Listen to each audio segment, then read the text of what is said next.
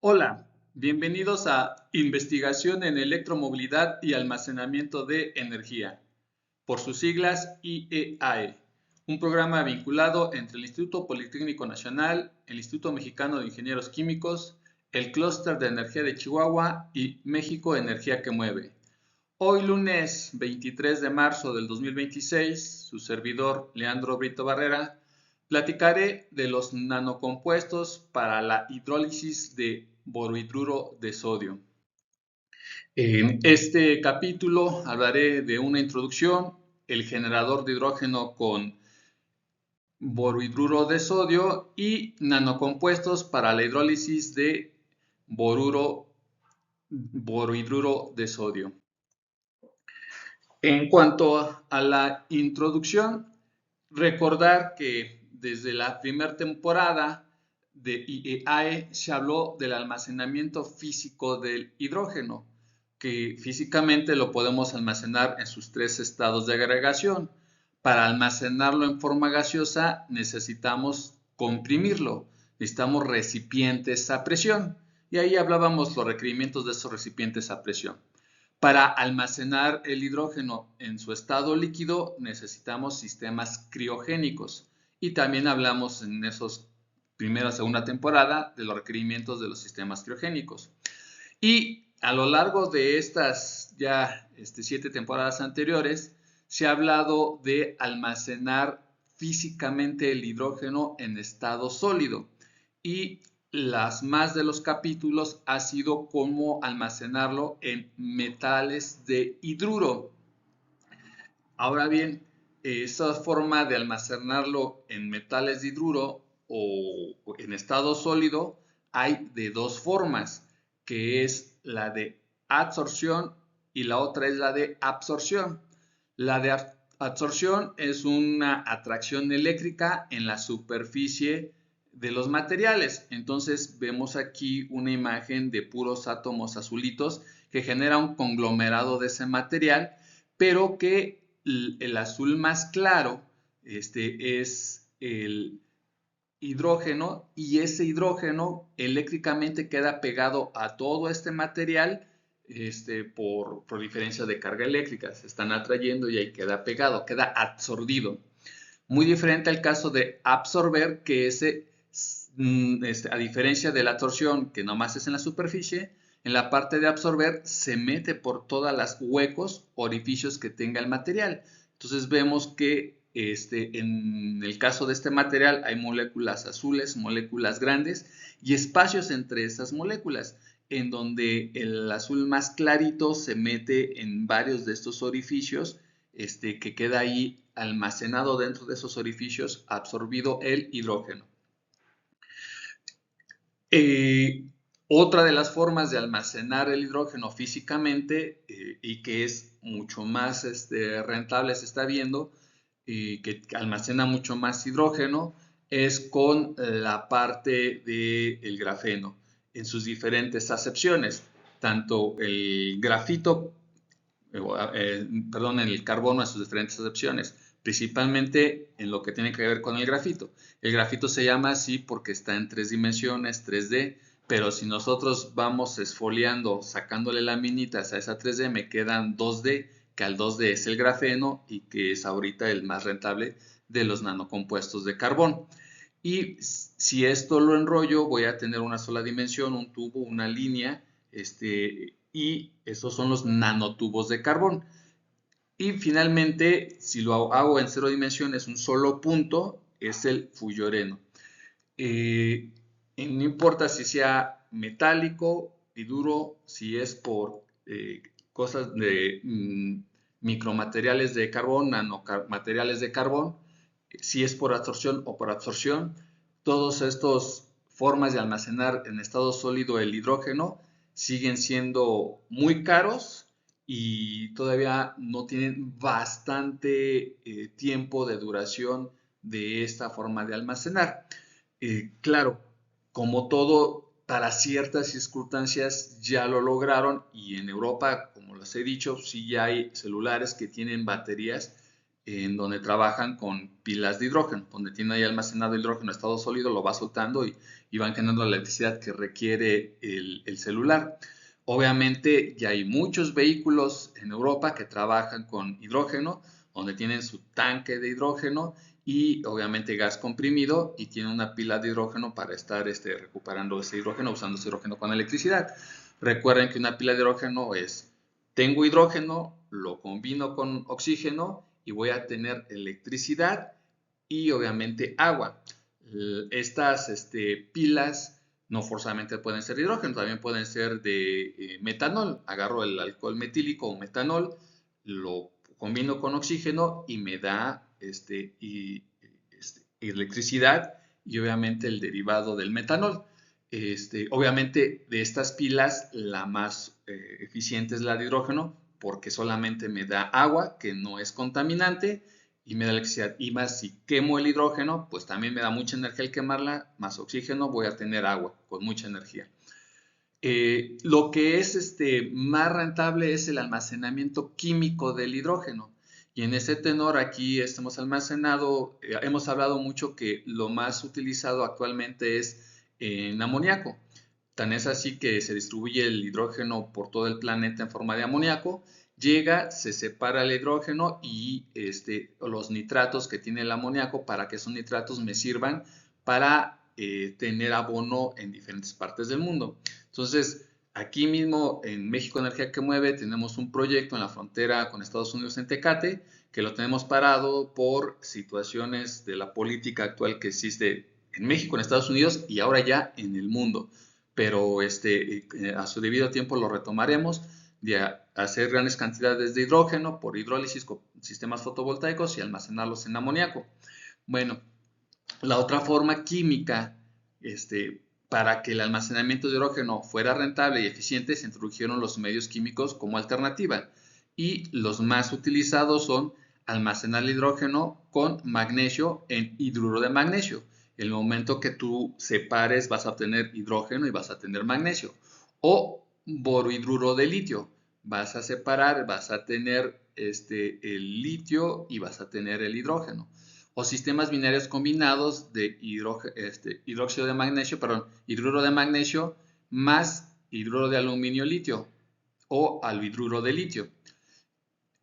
El otro es borohidruro de magnesio. Otros son hidruros combinados de magnesio con otros elementos de tierras raras. Y aquí lo difícil es conseguir esas tierras raras. Recuerden que no todos los países tienen tierras raras y el procesar esas tierras raras es muy, muy, muy caro. Y el sexto es el borohidruro de sodio, que es el tema de este capítulo.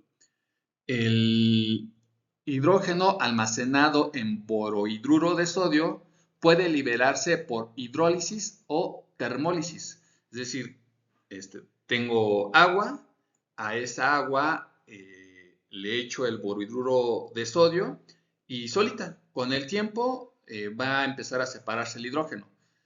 Si quiero que la reacción sea más rápida, como todo, necesito que esta reacción de borohidruro de sodio más agua me va a dar el boróxido de sodio más hidrógeno y más energía. Necesito precisamente vencer o dar la energía para que esta reacción se lleve a cabo.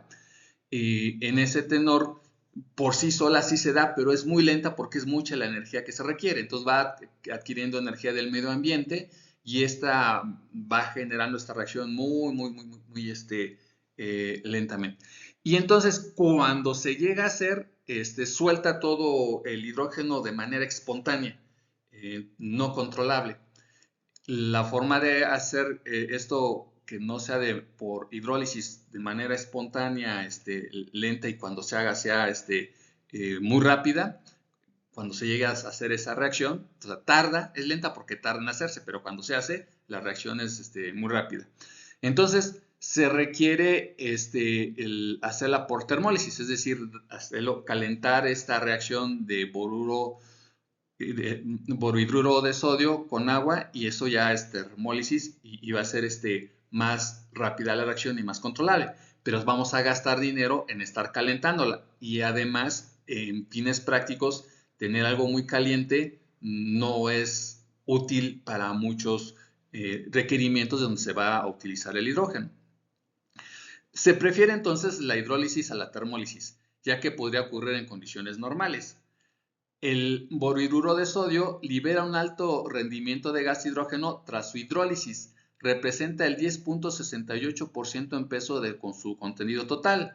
Entonces, si tengo 100 gramos de una combinación de borhidruro de sodio con agua, de esos 100 gramos, yo tengo 20 gramos, por decirlo así, de borhidruro de sodio y los otros 80 son de agua. Bueno, de esos 20 gramos de borhidruro de sodio, el 10.68%, o sea, alrededor de casi 3 poco más gramos, van a ser de hidrógeno. Ahora bien, el borhidruro de sodio se mezcla con una solución de hidróxido de sodio o de hidróxido de potasio, resultando una reacción espontánea y lenta, pero que requiere menor energía de activación y es relativamente estable. Entonces, para no calentarlo, para que se haga a temperatura ambiente, lo que debo hacer es agregarle hidróxido de sodio o hidróxido de potasio. El más utilizado es el hidróxido de sodio. Y entonces ya no necesito calentarla para que llegue a la energía que se realice esta reacción.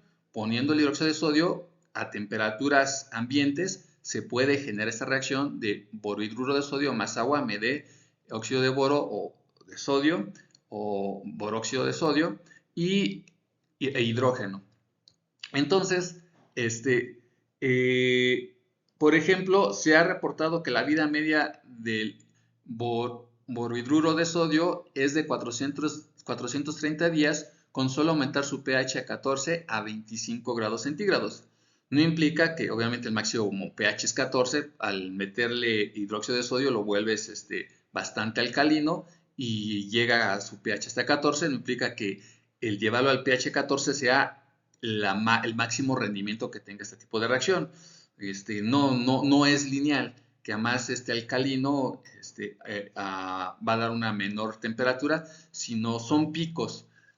Y eso es lo que hay que estar experimentando con mucho de este tipo de reacciones. Es decir, a tanto pH, ¿cuál es la temperatura que empieza a generarse el hidrógeno?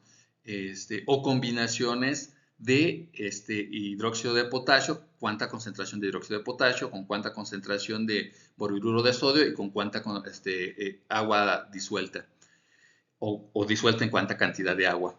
Entonces, las características relevantes de esta reacción es que produce 4 moles de hidrógeno por cada mol de borhidruro de sodio, ocurre a temperatura ambiente, puede activarse mediante catalizadores y eso es lo importante. Entonces, ya que me va a ser todavía más lenta mi reacción a la hora de, para no tener que calentar mi agua con borhidruro de sodio para que sea a temperatura ambiente, le echo sodio, hidróxido de sodio o hidróxido de potasio, cualquiera de los dos, principalmente hidróxido de sodio, pues eso ya se va a cebar a temperatura ambiente, pero se va a ver muy, muy, muy lenta. Entonces va a estar produciendo poco hidrógeno porque va a ser muy lenta. Para aumentar la velocidad hay que poner un catalizador. Sin catalizador la reacción es muy lenta, por lo que se emplean nanocompuestos catalíticos para acelerar la generación de hidrógeno. Entonces, lo importante, como lo vimos en muchos otros videos, es encontrar nanomateriales, nanoestructuras, nanocompuestos que funjan como catalizadores para regresar más rápido el hidrógeno o para almacenar más hidrógeno. En este caso es para regresar más rápido el hidrógeno, o sea, para generar más hidrógeno. Y la reacción espontánea es lenta porque existe una barrera energética para romper el enlace de boro-hidrógeno. Los objetivos del catalizador son que absorba el BH4, el borohidruro. Absorba, es decir, que atraiga eléctricamente. Rompa el enlace de boro-hidrógeno. Facilitar la formación del hidrógeno. Reducir la energía de activación. Esta energía de activación, el hidróxido de sodio ya de suyo lo hace. Disminuye la reducción de esa energía de activación de que inicia la reacción. Para eso le estamos echando el hidróxido de sodio. Pero un catalizador o un buen catalizador todavía hace más baja esa energía de activación de tal suerte que se hace más rápida, que no tenga tanto que depender del tiempo de que se acumule la energía de activación. Bueno, entonces los nanocompuestos son ideales porque poseen alta área superficial y para que mayor sea el área, obviamente por eso estamos hablando de nanopartículas que se consideran esféricas y la esfera es la que tiene la mayor área superficial, mucha o mayor densidad de sitios activos. Para ello necesitamos tener un nanosoporte poroso, que es aquí el amarillo en la figura, y entonces en ese nanosoporte poroso, nanoestructuras porosas, ahí va a estar las nanopartículas catalíticas y obviamente rodeadas por un material conductor para que por ahí se conduzca la electricidad. Una vez que esté obteniendo el hidrógeno, por ahí esté generándose la línea de dirección hacia donde va el hidrógeno acorde al material conductor. Y finalmente, mejor transferencia electrónica. Recuerden que la parte del hidrógeno es que tiene un solo electrón y si tú le quitas ese electrón, pues nada más es un protón dentro de un núcleo. Se considera una partícula o ion hidrógeno y por eso las principales pilas de hidrógeno son estas que son las membranas de intercambio electrónico, las PEM, membranas de intercambio protónico, perdón, PEM. Y protónico es pues, porque el hidrógeno es un protón, porque el electrón se salió y por eso en la anterior necesitábamos que también tuviera conducción eléctrica esa nanocompuesto catalizador. Entonces, el generador de hidrógeno con boruro de sodio, necesitamos tener un contenedor del boruro de sodio, tener una bomba que esté alimentando ese boruro de sodio hacia donde está mi reactor donde va a ser la hidrólisis. En este reactor, vean, debo de tener aquí un cartucho donde tengo como piedritas, son compuestos que están bañados, esos soportes están bañados de los nanocompuestos catalizadores. Aquí mismo debe de estar el agua con hidróxido. Obviamente esto va a ser una reacción exotérmica y va a liberar calor. Para que ese calor se aproveche, le pongo una camisa, pongo un intercambiador de calor que le esté entregando ese calor al borhidruro de sodio para al tener mayor temperatura, de suyo sea más espontánea su reacción. Porque recuerden que entre más se caliente, podría ser termólisis, es más fácil separar el hidrógeno. Entonces aprovechemos todas las cualidades. El aumento de temperatura que se gana por ser una reacción exotérmica al poner catalizadores, nanocatalizadores, para obtener el hidrógeno, ese calor se entrega y entonces va a ser más rápida la reacción. Ya que tengo hidrógeno, debo de tener un sistema de enfriamiento, que también es enfriamiento, otra vuelta el calor lo puedo mandar hacia el tanque de boruro de sodio y ya que esté enfriado ya lo puedo pasar por la membrana de intercambio electrónico para producir electricidad. Debo tener sistemas de control para que la presión a la que yo esté entregando el hidrógeno en esta membrana de intercambio protónico sea la correcta y me la haga funcionar y esa presión sea sostenible en el tiempo, que es algo de lo más difícil porque muchos sistemas los ponen a operar y dicen, vean, yo ya estoy produciendo electricidad con hidrógeno de manera muy barata porque mi pila de hidrógeno me está entregando electricidad. Sí, pero la confiabilidad del sistema que pide el Centro Nacional de Control de Energía para estar entregando esa energía a la red es que sea constante en el tiempo. Y puede estar constante un día, 2 días, pero al tercer día ya se te quemó, ya se descompuso, ya tienes que hacer cambios. Y eso está cambiando cada 3 días, cada semana, cada mes. Es complicado, caro y no confiable para interconectarse a la red de Comisión Federal de Electricidad y ser supervisada por el SENACE. Entonces, algo que se requiere aquí es un sistema de control sí o sí muy preciso para que estar regulando la presión, que sea la constante para que sí se haga bien el intercambio protónico. Necesitamos tener aquí válvula controlada de purga para los gases y obviamente toda el agua que se va condensando en los intercambiadores de calor se vaya hacia el drenaje. Y entonces con ello sí poder tener a la salida tanto electricidad como agua, que el hidrógeno se combina con el oxígeno para producir electricidad. Y la velocidad de la producción de hidrógeno R, velocidad de producción de hidrógeno, va a ser igual a K, que es la constante cinética, la velocidad de reacción, la que necesitamos aumentar con el catalizador, ya sea metálico, o puede ser, como lo hemos dicho aquí mismo, de nanoestructuras de carbón, porque el hidróxido de sodio es principalmente para que no se necesite tanta energía, no se necesita el calor de arranque de esa reacción. La K es la constante cinética, la velocidad de reacción es con el catalizador.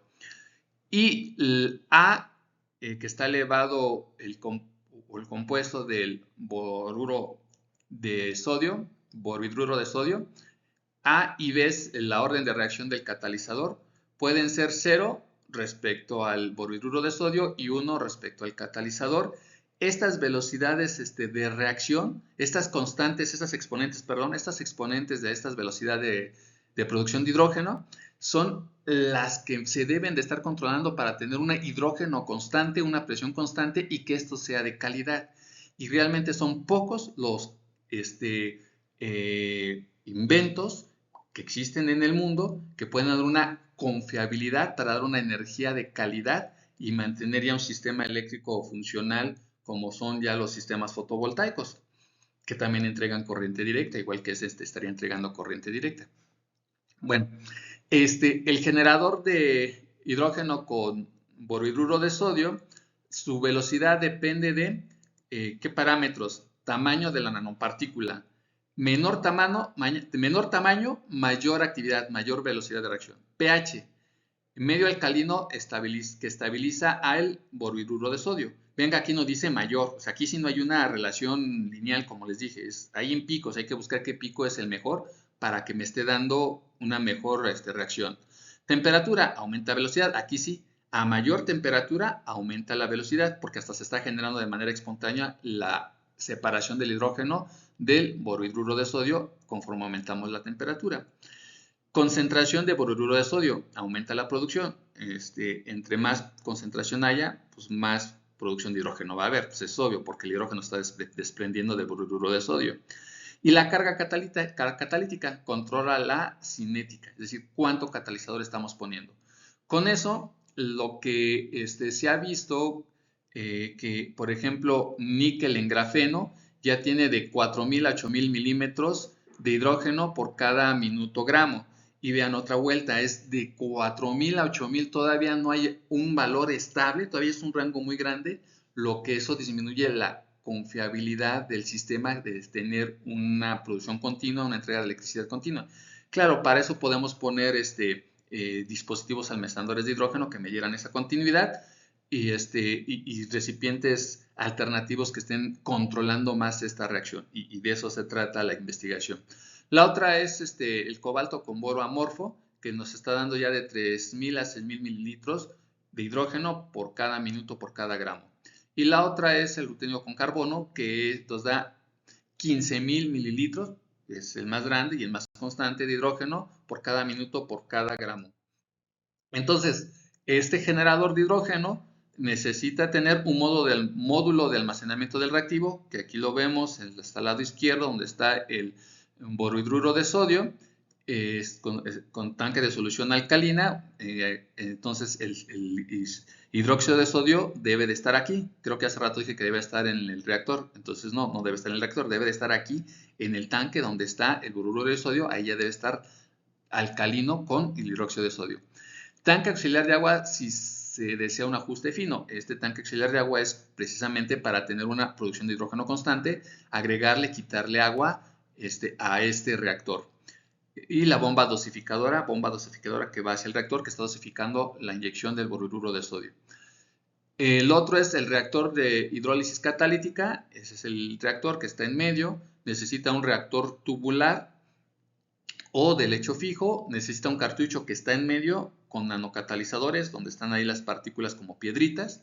Y la chaqueta de enfriamiento o intercambio, que es de chaqueta de enfriamiento, pues aquí se representa como un intercambiador de calor.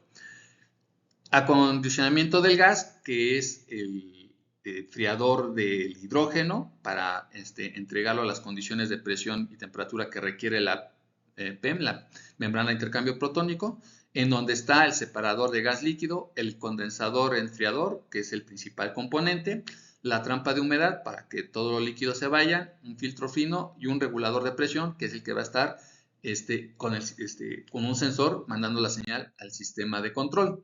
La pila PEM, membrana de intercambio protónico, que es esta, donde está el foquito.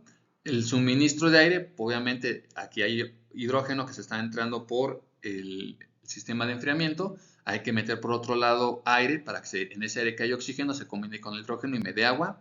El manejo de agua, que está a la salida, y la electrónica de potencia, que en este caso es un convertidor de corriente directa a corriente directa, ya que lo que debemos de estar buscando es salir una salida de corriente directa estable. Y como la corriente directa va a estar generándose de manera alternada dependiendo las condiciones de la reacción química, hay que primero homogeneizar la salida de la corriente directa.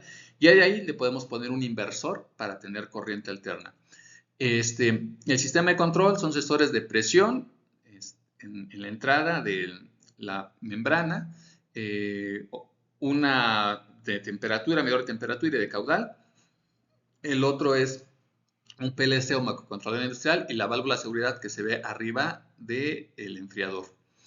Y manejo de subproductos, tanque de recolección de la solución de el NaBO2 a la salida del reactor y cartuchos intercambiables, que se hace con esos cartuchos que ya tienen una vida útil. Y esa es otra que se tiene también. Muchos de los experimentos se ven bonitos y dicen, ah, mira, yo ya lo tengo. Sí, pero ahora que lo estás aplicando en un año, resulta que en un año tuviste que cambiar 100 veces el cartucho, ya no es rentable.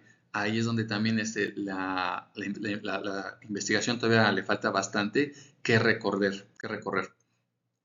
Entonces, los nanocompuestos para hacer la hidrólisis, que sirven como catalizadores para la hidrólisis del borhidruro de sodio, los vemos en esta tabla, son ya bastantes.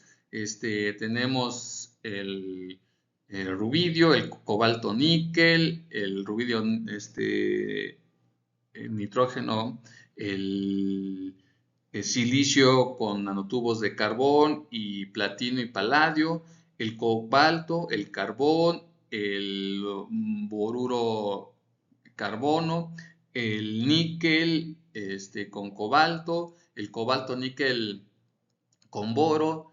Entonces hay bastantes que se ven aquí de catalizadores en el lado izquierdo de la tabla. Su velocidad de generación de hidrógeno, vemos que la más grande aquí es precisamente esta combinación de nanotubos de carbón con zinc, platino y paladio, que ya tiene hasta 300,000 mililitros por cada minuto por cada gramo. Es el que lleva más la ventaja. De ello, finalmente, vemos cuáles son los científicos que más han últimamente, en los últimos años, dado mayor aportación. La lista es innumerable, solo tomé 3 que me parecieron referencia de todos esos científicos, pero DXU y su equipo prepararon el cobalto impregnado 10% en peso sobre carbón comercial mediante inmersión en una solución de nitrato de cobalto, seguida de una reducción con una solución de borhidruro de sodio e hidróxido de sodio, 5% en peso. El catalizador obtenido se filtró y se lavó varias veces con agua desionizada antes de su calcinación. Se observó que este catalizador funcionaba bien con concentraciones de borhidruro de sodio de hasta el 10% en peso, con altas tasas de generación de hidrógeno, porque los números que dan aquí son más o menos los números que estuve dando en esta plática, por eso se me pareció interesante, que es con cobalto impregnado sobre carbón comercial y además es de los más económicos. El otro es el investigador Sam Oscar y sus colegas soportaron una combinación de elementos de cobalto, níquel, fósforo sobre un soporte de paladio, dióxido de titanio. Y este es porque les he dicho en otras pláticas que usar los nanocompuestos de óxido de titanio son como que los mágicos para todo lo que tenga que ver con nanoestructuras, con nanocompuestos, porque sí sirven de catalizadores para infinidad de procesos. Y obviamente aquí se mejoran si los combinas con cobalto, níquel y fósforo. El níquel también es muy barato y también es un gran catalizador. Y evaluaron su capacidad para llevar a cabo la hidrólisis del borhidruro de sodio a diferentes temperaturas y mediante concentraciones variables de borhidruro de sodio. En cuanto a la reciclabilidad, se observó que el catalizador puede mantener su actividad hasta un 86.4% después de 5 ciclos de hidrólisis. Y esa es otra. Al final, lo importante es que estoy obteniendo BO2 de sodio o boróxido de sodio, y ese pues me interesaría volverle a meter hidrógeno para tener otra vuelta borhidruro de sodio y otra vuelta a repetirlo, separo el hidrógeno y otra vuelta vuelvo a tener NaBO2 y le vuelvo a cargar ese NaBO2 hidrógeno y vuelvo a tener borhidruro de sodio y así sucesivamente, porque se trata de que sea algo cíclico que me esté sirviendo para almacenar y después de almacenar entregar ese hidrógeno. Ya que entregué ese hidrógeno lo vuelvo a almacenar para repetir el ciclo. Y esto sí fue una actividad hasta 86.4% después de 5 ciclos, es decir, que todavía servía. Es como las pilas de plomo que están en el vehículo. Después de determinados ciclos, pues ya no van a servir, tienes que cambiar tu pila de plomo. Y hasta las de litio les pasa lo mismo. Finalmente, los nanocompuestos para hidrólisis de nanoboruro de hidrógeno, Alonso y sus colegas depositaron una monocapa de carbonitro de silicio y se vio ahí que con nanotubos de carbono obtuvieron un precursor de polímero líquido para aumentar su supercapacitancia. Y recuerden que la supercapacitancia no es otra cosa más que tener un capacitor, un par de placas paralelas, que almacena energía eléctrica entre un par de placas paralelas. Y eso ayuda a regular la energía que estamos produciendo con el hidrógeno, como se puede ver en la imagen. Entre el par de placas paralelas tengo el borhidruro de sodio y estoy obteniendo hidrógeno, y eso me está permitiendo obtener una electricidad más estable. Entonces, utilizando los datos cinéticos de esta hidrólisis, se muestra en esta figura que los iones de BH2 interactúan primero con los metales sobre nanotubos de carbono que están combinados con nanocarbonos de silicio, donde forman el componente M1BH3 al ceder un átomo de hidrógeno, y se debe a las diferencias de potenciales electroquímico entre los metales platino y paladio, son donde K1 y K2, K1 y K21 son las velocidades de reacción de la quimiosorción y la desorción. Entonces, quimiosorción implica cuando te estás uniendo, la desorción es cuando estás entregando el producto respectivo. Bueno, se despide el servidor Leandro Vito Barrera. Nos vemos el siguiente lunes. Adiós.